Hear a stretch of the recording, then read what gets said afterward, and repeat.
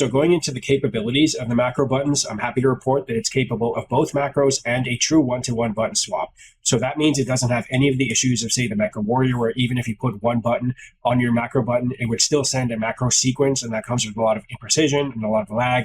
These J20s, the Hyperion 2s, they don't have any of that issue.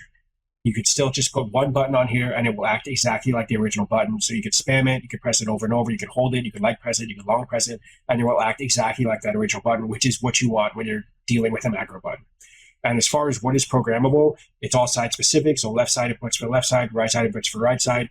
And all the face buttons are allowed, plus, minus, shoulder buttons, L3, R3, and not home or capture and not SL and SR. However, new for these, you're allowed stick inputs, and that's mainly for the macro sequences, but I found it works really well for button swap as well. So you could, if you're someone like me and you don't use the right stick at all for aiming, you could, for instance, put, say, like melee on stick down, and then put that on your back button, and it will act exactly like a true melee button. It's not sending analog inputs, it's sending a non-existent button input. So you can hold it, again, you can press it, light press it, whatever. It works exactly like a button that actually doesn't exist. So I thought that was a really cool feature of these, and I've seen more and more like stick inputs coming in to be programmed to the macro button, but usually it's just for macro sequences like combos or whatever. So I was really surprised to see it work for the button swap as well, and that's a really cool feature of these. Sadly, the J20 or the Hyperion 2 does not have a dedicated macro programming button, which means programming the button just takes more time than it should. It's just more time consuming than it should be. And that's because you have to hold down a combination of buttons to enter programming mode. So how it works is you hold down turbo and the macro button itself for about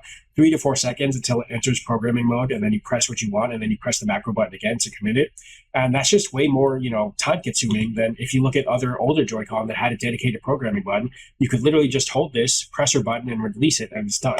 And even on, the Ryoku Lumos, which is capable of both macros and one-to-one swaps, you just hold this dedicated button, press what you want, and then release it. It's done.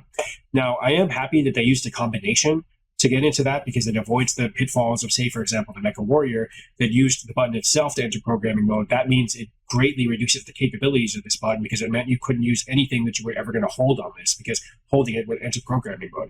In this case, because it's such a weird combination of turbo and the macro button, you're never going to accidentally enter programming mode, so that's not an issue. So I am happy about that, but I would be happier still if it had a dedicated macro programming button.